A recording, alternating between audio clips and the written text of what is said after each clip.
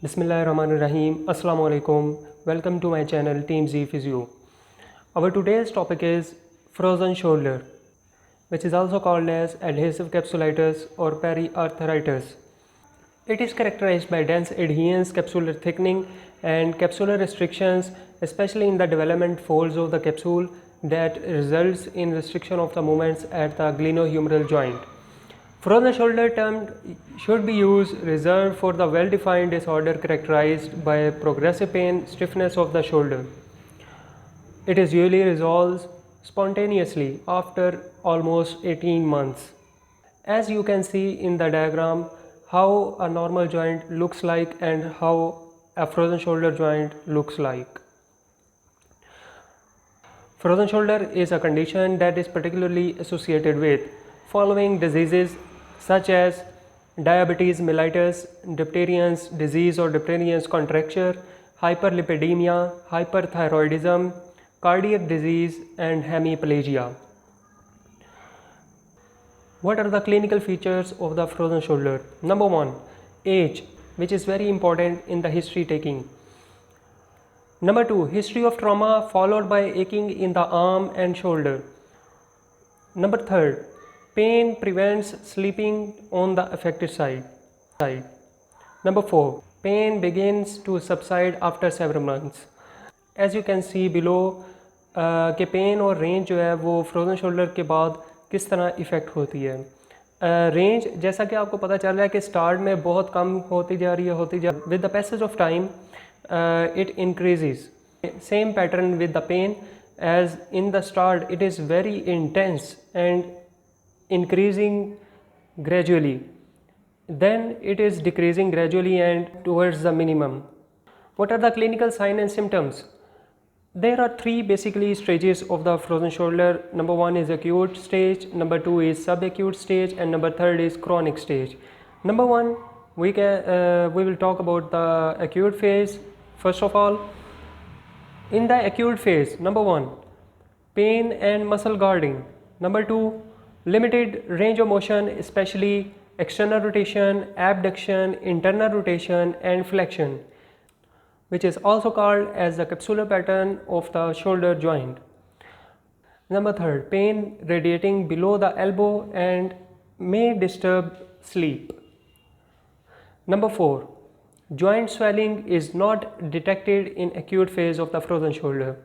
Number 5, tenderness may be present on palpation of the fornix right below the edge of acromion process between the middle and posterior deltoid. Number 2, subacute phase. In the subacute phase, we can see the capsular tightness begins to develop. After that, capsular pattern restriction is more intense, which is external rotation, abduction, internal rotation, and flexion of the shoulder. And you can also see in the subacute phase, you can also detect the pain felt at the end range of the movement.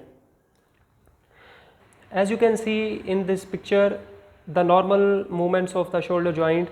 Number 1 is shoulder flexion, number 2 is shoulder extension, number 3 is adduction and abduction, number 4 is internal rotation, number 5 is external rotation, and number 6 is horizontal rotation and internal and external horizontal rotation. Number 3, we will talk about chronic phase. In the chronic phase, there is progressive restriction of the glenohumeral joint, decreased joint play, loss of function with an inability to reach overhead, outward, and behind the back. The patient will feel difficulty in doing such things. Pain is usually localized to the deltoid region in the chronic phase. Now we will talk about the idiopathic frozen shoulder. Idiopathic means with an unknown cause. It has 4 stages. In the stage 1, patient felt pain at night, external rotation of the shoulder joint is limited or absent, rotator cuff is intact in this stage, and the duration of the stage 1 is less than 3 months. Number 2, stage 2. Stage 2 is also called as freezing stage. It is characterized by persisting pain. The motion of the glenohumeral joint is limited and the duration of stage 2 is 3 to 9 months. Stage 3. It is also called as frozen stage. As previously you can see, the stage 2 is also called as freezing and this stage is also called as frozen. This stage is characterized by pain with movement, the formation of adhesions in the glenohumeral joint, the glenohumeral motion is limited, substitute scapular motions, atrophy of bicep brachii, tricep brachii, deltoid muscle and rotator cuff. And the duration of this stage is 9 to 15 months. Stage 4. Stage 4 is also called as thawing stage. Stage 4 is characterized by minimal pain, capsular restrictions, gradually improvement in the motion of the glenohumeral joint. The movements which are being improved are external rotation, abduction, internal rotation and shoulder flexion. The duration of the stage 4 is 15 to 24 months. Now what about the diagnosis? How can we diagnose this condition? Diagnosis is pure clinical on two clinical findings. Number 1, painful restrictions of the movement in the presence of normal X-ray, which is very important point, that if you see the X-rays of the shoulder joint, it looks like normal. But if you see clinically, as the patient perform the active movements of the glenohumeral joints, you can see the difference of movements in affected joint and contralateral joint. Number 2, a natural progression through consecutive phases which have been discussed previously. Now we will discuss the physical therapy point of view. That was frozen shoulder and adhesive capsulitis or periarthritis is a medical diagnosis. When the patient comes to the physical therapy department, the physical therapist should initiate the history taking from start. What is the physical therapy diagnosis? The physical therapy diagnosis based on history, which is very important for the physical therapist making a diagnosis of that condition. It has various components. Number 1, subjective examination. Number 2, objective examination. Number 3, active pathology. Number 4, what are the functional impairments. Number 5, functional limitations. And number 6, what is the disability of the patient. On the basis of these components of the history, the physical therapist can make a physical therapy diagnosis. Now we will talk about the differential diagnosis, which is very important point. Number 1 is infection. The infection can also result in the restriction of the movements or thickening of the capsule of shoulder joint and results in restriction of the movements in capsular pattern. Either it can be in capsular pattern or it can be non-capsular pattern. Number 2 is post-traumatic stiffness. Post-traumatic stiffness is due to the immobilization or the direct blow on the shoulder joint, which results in severe stiffness and formation of the adhesions in the glenohumeral joint and results in tightening of the capsule, which results in restriction of the movements in all directions. Number 3, diffuse stiffness, and number 4 is reflex sympathetic dystrophy.